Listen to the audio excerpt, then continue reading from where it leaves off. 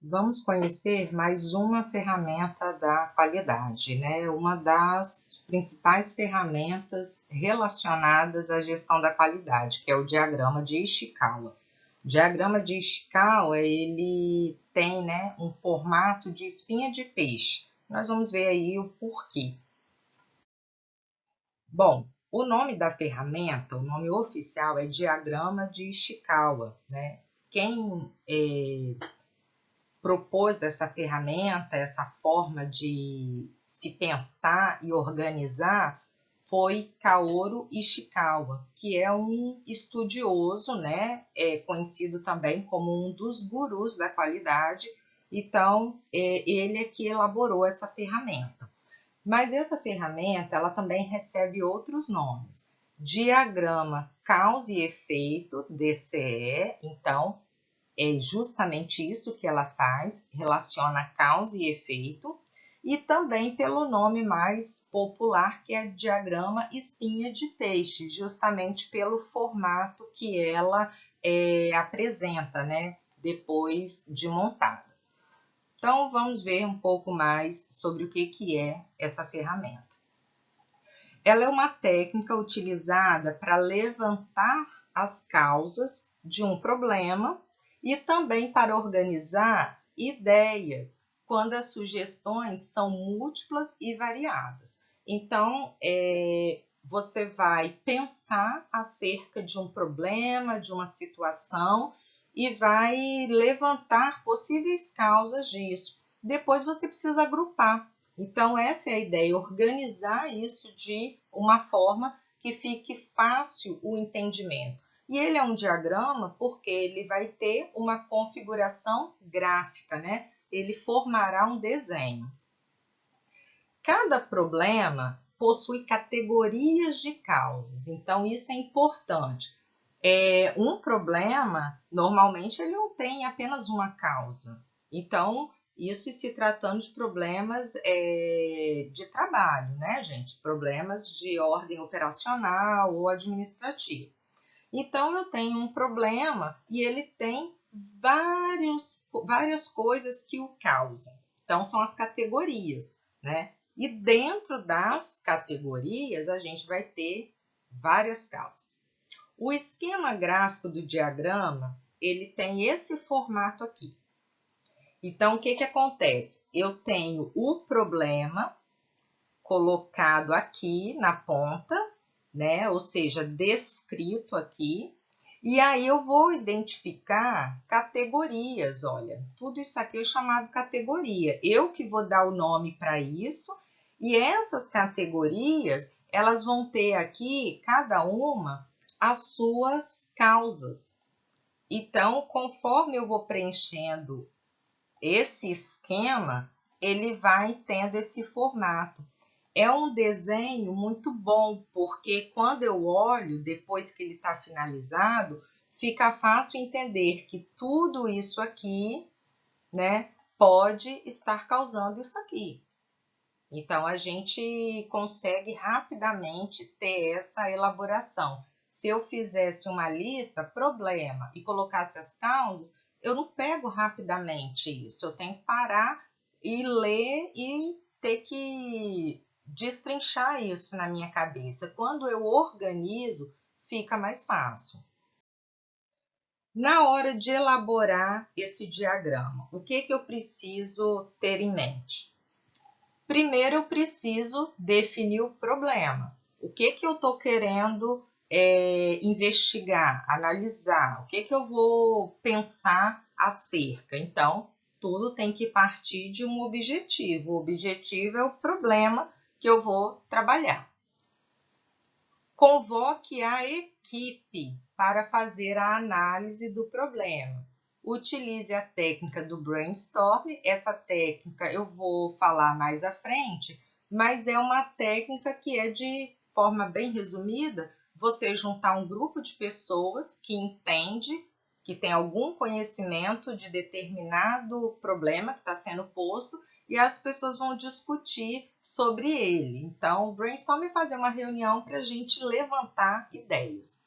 Então, eu preciso convocar uma equipe. A ideia central do diagrama de Ishikawa é você trabalhar com um grupo de pessoas. Não é apenas uma pessoa elaborar aquele diagrama, né? Porque ele vai ficar muito tendencioso. Então, o que se espera é que ele reflita o máximo possível a realidade ou a provável realidade, né? Como não é uma ferramenta quantitativa, eu não vou ter a exatidão, mas eu posso chegar bem próximo de possibilidades reais que estão causando determinado problema.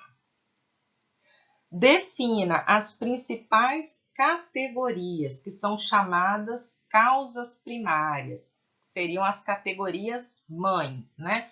Então, eu tenho um problema e eu acho que ele tem como causa certos aspectos. Eu vou pensar quais são e aí eu vou escolher. Construa o diagrama, ou seja, coloque aquele formato, né, de espinha de peixe e busque as causas secundárias nas categorias previamente definidas. Então, eu vou buscar o que está causando naquelas categorias que eu escolhi, que são as relevantes. Analise e crie um plano de ações para a correção dessas causas. Ou seja, não é só para montar o diagrama e pronto. É para montar o diagrama e aquelas causas que são identificadas pelo grupo como assim, as causas que realmente dá para se ter uma maior certeza que estão causando impacto, eu vou procurar trabalhar nelas. Então, vou procurar fazer o quê? Corrigir, eliminar essas possíveis causas. Então, aqui nesse modelo abaixo, está colocado o esquema do diagrama de Ishikawa de forma geral. Então, o que acontece? Nesse modelo, apresenta-se as categorias de causas que são mais comuns em qualquer tipo de problema. Nós vamos ver aqui quais são elas. O diagrama deve ser personalizado conforme o tipo de organização, situação ou problema. Então, o diagrama ele não é algo fixo. Todos os diagramas vão ser desse mesmo modelo, não. Os diagramas eles vão ser montados conforme a situação. Então, você pode, inclusive, criar categorias que nem estão relacionadas nessas aqui. Então, ó, por isso, deve-se criar, né, as categorias específicas e renomear as sugeridas no modelo para melhor clareza. Se eu não encontrei uma classe de categoria que tem a ver com o problema em questão, eu vou criar alguma. Ah, mas aqui tem nomes de categorias e eu quero colocar um nome mais fácil. À vontade, tá? Não é enrijecido. Então, vamos olhar aqui com mais atenção. Então, nesse ponto aqui, que é a ponta, né, é a cabeça do peixe lá, eu vou escrever, né, num retângulo, escrever de uma forma direta, de uma forma objetiva, mas vou escrever uma coisa clara, tá?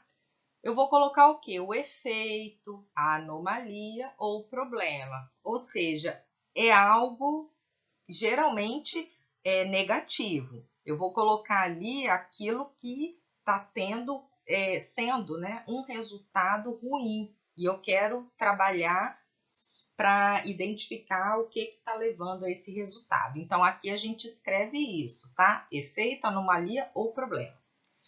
Essas categorias de causas que estão identificadas aqui é para ajudar na hora de montar.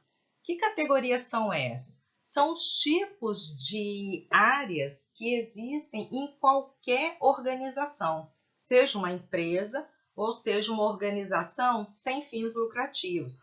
Todas as organizações, mais ou menos, de uma forma ou de outra, têm essas áreas, né? Seja com esses nomes ou não. Então, vamos ver que áreas são essas. Mão de obra pode também chamar de pessoas. Então, aqui é a categoria que relaciona aqueles indivíduos que estão envolvidos no processo.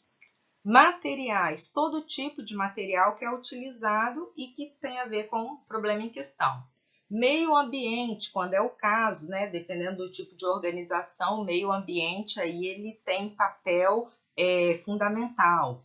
Mercado, esse mercado é o mercado que a organização está inserido, né? Se é uma escola, o mercado é o da educação e assim por diante. Então você tem que analisar o mercado que ela participa.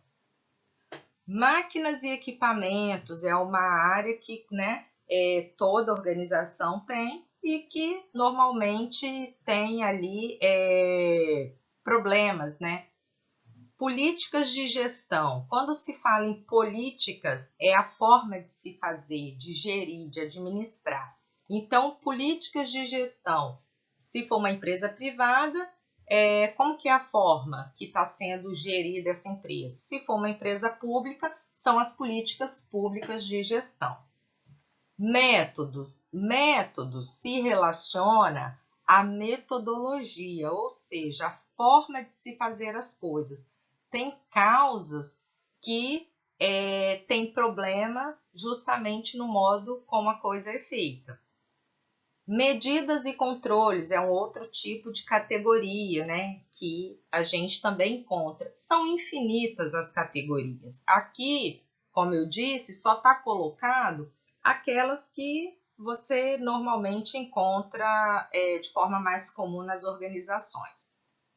Na hora de formar o seu diagrama, você não precisa trabalhar com todas essas e jamais vai colocar uma categoria e deixar em branco as causas, né? Tipo, eu escolhi a categoria, mas não identifiquei nenhuma causa. Então, não tem sentido ela fazer parte do seu diagrama.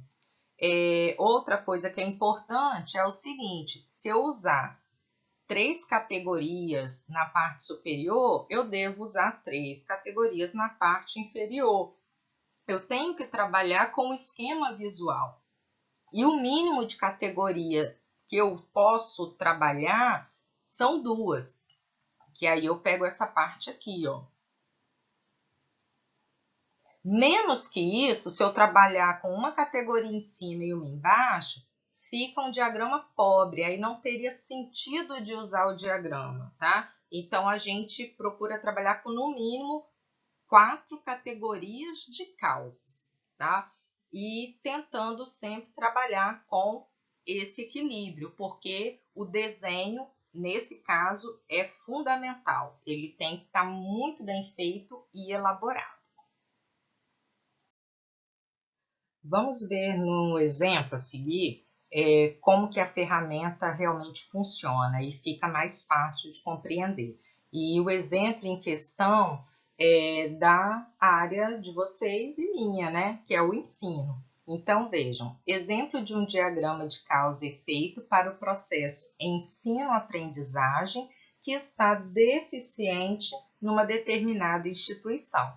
Então, o que acontece? Uma instituição de ensino, uma escola, uma universidade, o que for, resolveu pensar acerca desse problema, ensino deficiente. Então, aqui que vem o problema, a gente sempre tem que colocar de uma forma clara aquilo que é ruim, aquilo que eu estou querendo determinar as causas, né? Então, eu ponho algo negativo. Então, só escrever aqui ensino-aprendizagem, eu não estou dizendo nada. Então, eu preciso, de alguma forma, identificar qual é o problema em relação ao ensino-aprendizagem. Então, aqui foi colocado ensino deficiente. Então, essa é a falha que vai ser avaliada. Aí, aqui, o que acontece? Foram estabelecidas as categorias. Vamos ver quais são elas. Mercado, pessoas, diversos, materiais, equipamentos e métodos. Então, olha só, essas categorias aqui estão lá naquelas categorias básicas que foram mostradas, que fazem parte de qualquer organização. Mas tem uma categoria aqui que foi criada, que é essa, diversos. Por que ela foi criada? Porque a equipe estava montando e achou que precisava ter uma categoria que apresentasse algumas causas que não estavam muito claras em quais outras categorias poderiam aparecer. Ou quando é o caso também de você ter categorias que tem assim pouca causas, né? Ou uma, então, tem mais uma causa relacionada a uma categoria e outra também a outra categoria diferente. Então, o que eu faço? Para eu não ficar com essas causas de fora e nem colocar, às vezes, a categoria ali que não é tão relevante, eu chamo ali de diversos ou outros, né? E aí eu coloco nessa categoria. Então, é para mostrar para vocês que tudo isso pode ser formalizado de acordo com a situação que está sendo mostrada. Então, o que essa equipe faz? Ela monta, porque ela quer pensar acerca dessas categorias, e aí vai se pensar quais são as causas em cada categoria que podem estar refletindo nesse ensino deficiente. Em relação ao mercado de educação, aí o mercado engloba o quê? Mão de obra, né? Como é que está o salário no mercado, como é que está a quantidade de profissionais, é o mercado da educação. Então, foi levantado que os salários estão defasados. Aí precisa-se ter atenção. A causa ela deve ser escrita de forma objetiva, curta, sem ser vaga. Eu tenho que sintetizar, porque às vezes eu vou ter uma causa que falando envolve muitas palavras, mas na hora de colocar no diagrama eu preciso fazer isso de uma forma mais direta, mas nunca de uma forma tão direta que não fique claro do que se trata. Então, aqui foi colocado salários defasados. Falta de profissionais qualificados, ou seja, não está se achando profissionais com boa formação conforme a instituição precisa. Pessoas, né? Professores mal remunerados, até porque já foi identificado no mercado que os salários estão defasados. Alunos descompromissados. Então, veja, aqui a gente tirou mão de obra e chamou de pessoas.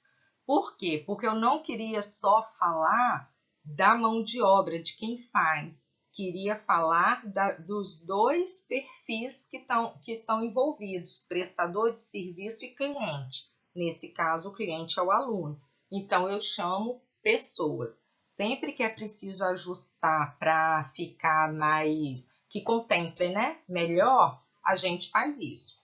Então, aqui nós temos professores mal remunerados e alunos descompromissados. Antes de ir para a causa diversos, vamos para as outras. Aqui embaixo, métodos, né? O que tem métodos? Que é a forma de se fazer. Foi identificado a primeira causa, sistema de ensino desatualizado. Tá vendo? É assim que a gente deve escrever. Excesso de disciplinas por período. Então, também é método, porque é a forma que se está trabalhando na instituição. Equipamentos, né? Recursos audiovisuais inexistentes, não tem, né, o suporte do data show, computador, não tem isso. Ainda em equipamentos, laboratórios sucateados, né? A gente fala sucateados é porque eles estão assim sem receber a devida manutenção, atualização, então a gente fala que aquilo já está sucateado, já está velho, já está obsoleto. Materiais de referência ultrapassados, ou seja, está se trabalhando com a parte teórica muito antiga, que já não é mais trabalhada no mercado, o mundo mudou e ainda está se usando como referência materiais muito já deixado de lado, né? E o outro, falta de livros e apostilas, que também é parte de material, né? Que aí é o apoio para o aluno. Aí o que foi colocado lá naquela categoria? Diversos. Falta de cantina ou restaurante, tá vendo? Então é uma coisa que não se achou aonde colocar bem, né? Em outro lugar, então colocou ali, não tem problema algum. Conflitos entre os setores, docentes e administrativos, né? Então, essa causa até poderia entrar em pessoas, mas para ficar melhor, que ficou mais evidente assim e organizada, foi colocada ali em diversos. Então, vejam, o ensino deficiente, para a percepção desse grupo que foi chamado para discutir, ele pode estar sendo causado por tudo isso aqui. Então, isso é um mapa do que é a situação. E aí, o que vai se fazer? Vai se levar esse mapa para quem tem o poder de tomar decisões. Parte de sistema de ensino desatualizado, que está aqui em métodos, ó. Deixa eu marcar com outra cor aqui, ó, no vermelho, tá? Então, isso aqui envolve quem? Sistema de ensino vai envolver o pedagógico e vai envolver os professores. Então, você vai passando essas demandas para aqueles responsáveis que vão poder fazer algo a respeito. Então, gente, a ferramenta, ela é simples, ela é teórica, porque, né, ela só tem essa parte de elaboração, mas ela é para dar um norte para a empresa, para a organização. Nós temos um problema e não sabemos o que pode estar por trás disso. Primeiro, vamos levantar possíveis causas por uma percepção. Tem causas que a gente tem como conferir se elas são verdades através de dados. E tem outras que não, vão ser a percepção. Então, salários defasados, por exemplo, é algo que dá para conferir, é só pegar a pesquisa de salários no mercado de educação. Então, você vai verificando e validando essas causas e, consequentemente, trabalhando para saná-las, né? Que a ideia é essa. Bom, neste exemplo, que é o nosso exemplo aqui, chave para a gente entender a ferramenta, vem algumas questões que, em relação à parte gráfica, que eu quero que vocês tenham muita atenção. Porque a ferramenta não é apenas sair fazendo de qualquer jeito, não. A forma que ela é organizada é fundamental. Tanto a informação que ela traz, quanto a sua apresentação tem peso. Então, deixa eu pegar aqui uma outra cor. O que a gente precisa ficar atento na hora de elaborar? Essa linha aqui do meio é uma seta, né? Então, ela é que leva todo o restante, vamos colocar assim, tudo isso aqui está levando a isso. Então, ali eu coloco uma seta. Eu posso não colocar uma seta e colocar uma linha? Pode, só que nesse caso você vai ter que encostar, né? Não vai ter um espacinho. Eu tiro a seta e já tenho que colocar a linha junto com esse retângulo. Não tem problema. Nesses aqui, ó, nas categorias das causas, também, se eu não quiser trabalhar com a seta, é só eu encostar a linha aqui na categoria, tá? Mas se eu não encostei, não é tão rígido assim, mas a ideia é que a gente utilize o raciocínio da ferramenta, que cada categoria tem uma linha indicando que ela tem a ver com essa linha principal, que é o problema. Então, existe um sentido ali, né?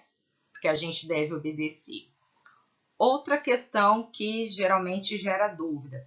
Se eu tiver numa categoria mais causas do que nas outras eu tenho que eliminar, nesse exemplo aqui, cada categoria tem 2 causas, mas isso não é uma regra. Tem categoria que pode ter 3 causas, 4 causas, aí você vai organizando.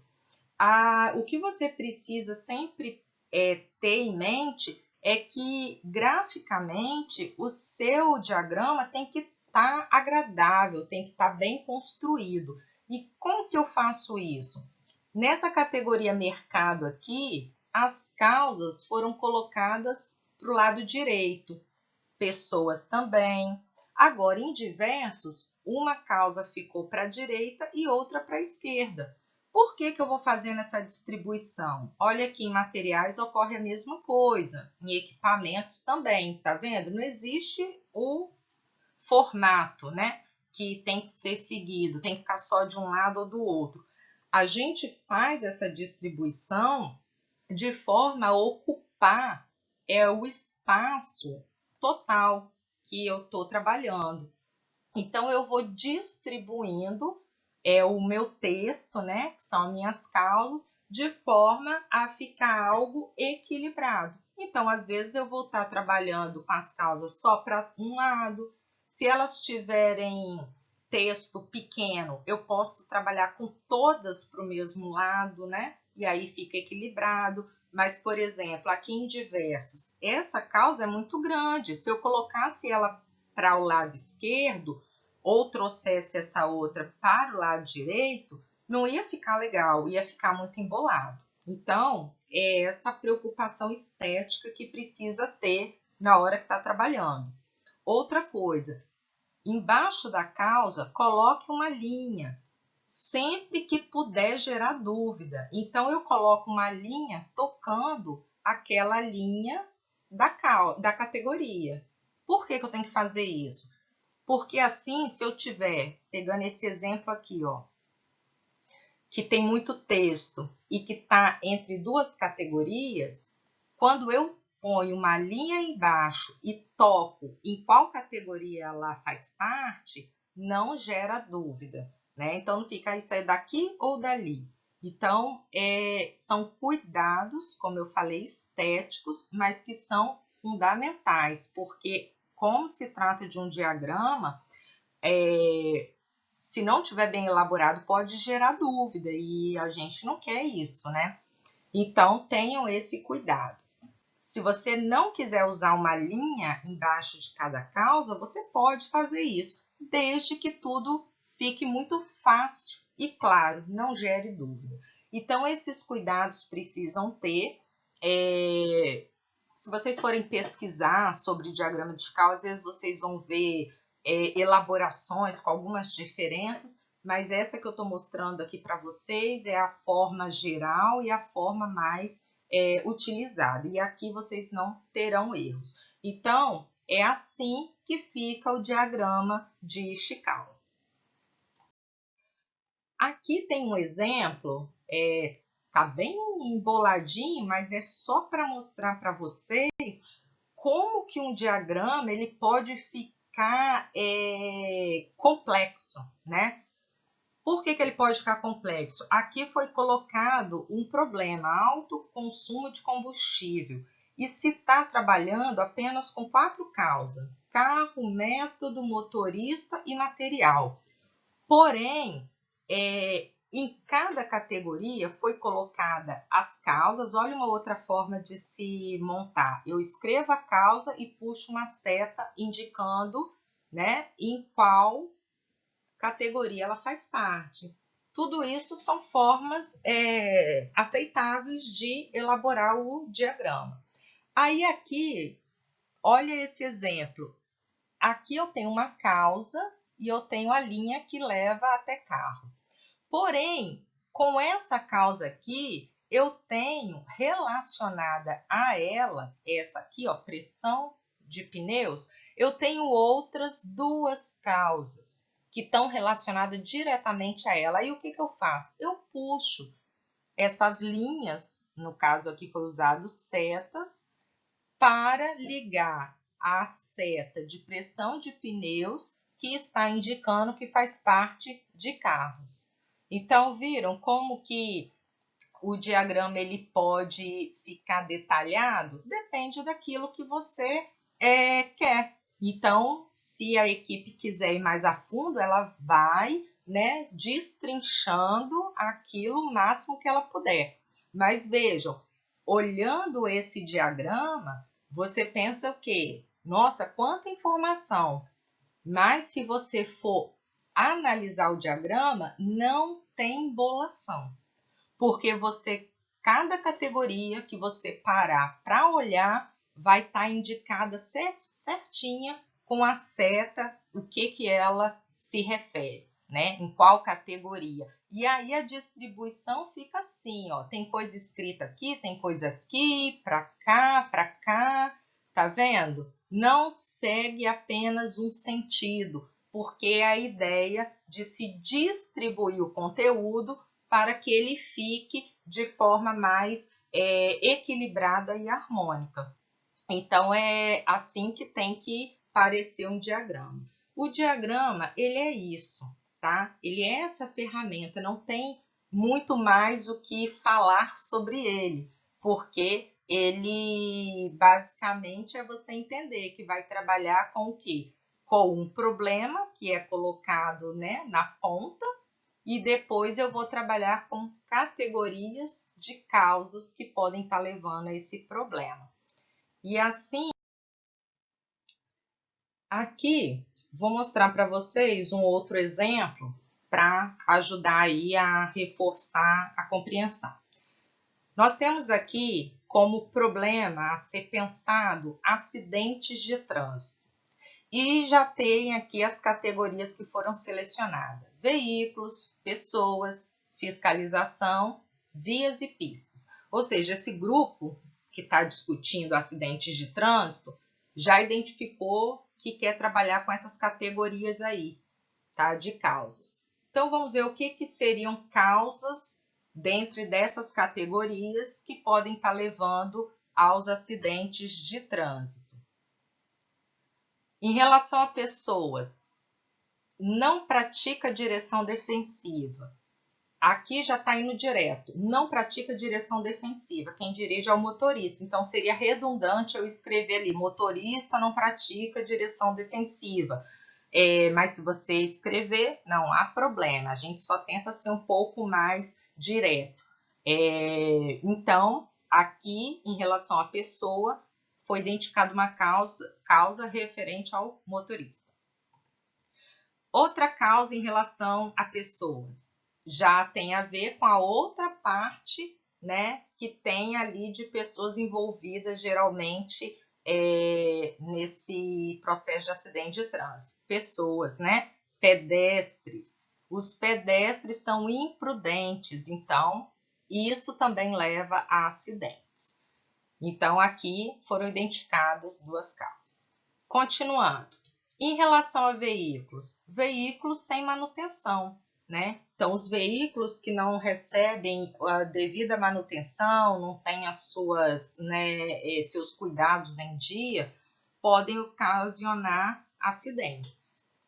Outra causa relacionada a veículos, carga mal condicionada. Sabe, quando você vê caminhões ou mesmo pequenos veículos com a carga toda desequilibrada, isso causa muito acidente. Então, também tem a ver com a parte de veículo. Fiscalização insuficiente, né? Não temos fiscalização que dê conta da quantidade de carros e pedestres, né, transitando nas vias. Então, ela está insuficiente. Ainda em relação à fiscalização, falta de equipamentos, né, para fazer uma melhor fiscalização. Então, também é um problema que acaba deixando os motoristas e os pedestres mais confortáveis em terem práticas indevidas e que acabam causando acidentes. Em relação a vias e pistas, sem conservação, Então, aqui a gente, né, engloba aí as pistas, as estradas, não tem, né, a conservação, seus consertos de buraco, enfim, as vias são grandes causadoras de acidentes. Sem sinalização, então as pistas não têm sinalização adequada, divisão de faixa, velocidade e outras, né, orientações que auxiliem tanto motoristas quanto pedestres. Então, gente, com este exemplo, mostrando para vocês como que se dá a ferramenta, tá vendo? Para algo simples como pensar sobre acidente de trânsito, a gente consegue aí levantar algumas causas. E aí, se você trabalha com isso, o que você vai fazer? O que nós podemos fazer para resolver algumas causas dessas? Vamos pegar o que é fácil, pedestre imprudente. Vamos fazer campanhas. Então, aí você vai desenvolver uma ação para resolver o problema do pedestre imprudente. Aqui, as causas foram pequenas e bem objetivas, então foi possível colocar todo mundo para a mesma direção, todo mundo para a esquerda. Ficou tudo bem equilibradinho, né? Mas nem sempre vai ficar tão arrumadinho assim. Depende do que o grupo conseguiu elaborar. Então, eu acho que com este exemplo aqui, final, fica um pouco mais claro o que se espera da ferramenta. Vou disponibilizar exercício para vocês, que nós iremos depois corrigir no momento de encontro virtual. Tá? Então, a ferramenta diagrama de Chikawa, ela se encerra aqui a sua explicação teórica.